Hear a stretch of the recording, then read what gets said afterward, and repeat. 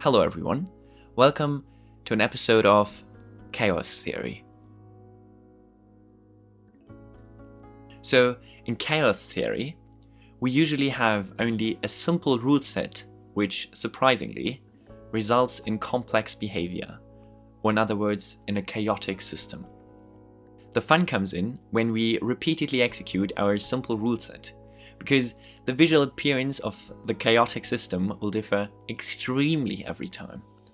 It's almost like the computer tries to surprise us each time. Today, let's have a look at the simple, iconic and minimalistic Mondrian Pictures. And for that, we need a rule set. And it's always an interesting task to reverse engineer an artist or a designer to come up with aesthetic rules that govern the image, basically. If we take a closer look at it, we see that the picture is made out of rectangles. So a naive approach would be just to layer rectangles above each other, and that based on a fixed grid, so lines line up.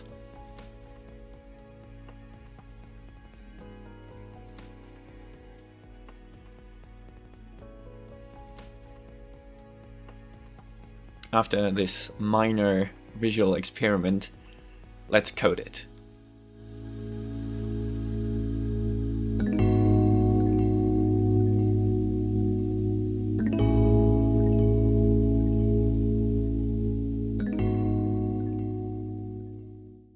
You quickly see that there are some mistakes, you could say.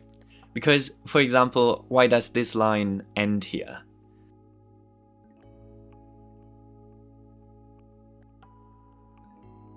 I mean, there are some imperfections. So let's try out a recursive approach by taking a rectangle and repeatedly dividing it into two subparts. And we randomly decide within the rectangle where to split. Also, we are randomly deciding when to stop splitting the rectangle. So we can't have infinitely small details. And this leads to a result that looks like this.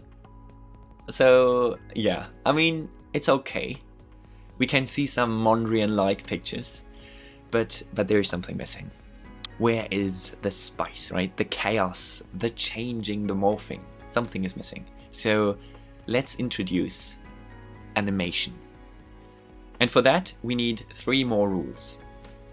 The first rule is merge 2 rectangles when it is possible. And possible meaning that they are next to each other and have the same size. The second one is split a rectangle only when it's big enough, meaning that we don't get 2 small rectangles. And lastly, we don't want them to merge and split all at once, so we choose a single random rectangle every iteration, which will either merge or split. And when we combine everything, when we throw everything together, the result looks something like this.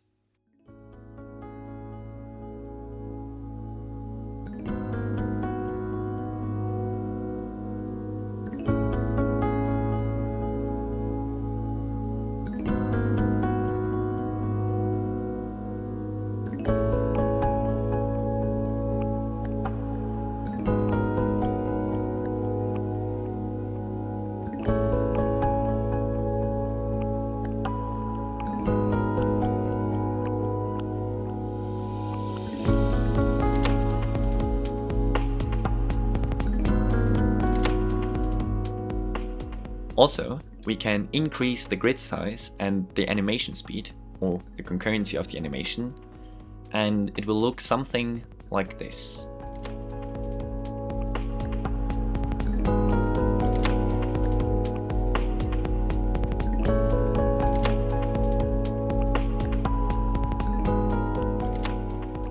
So, some final words.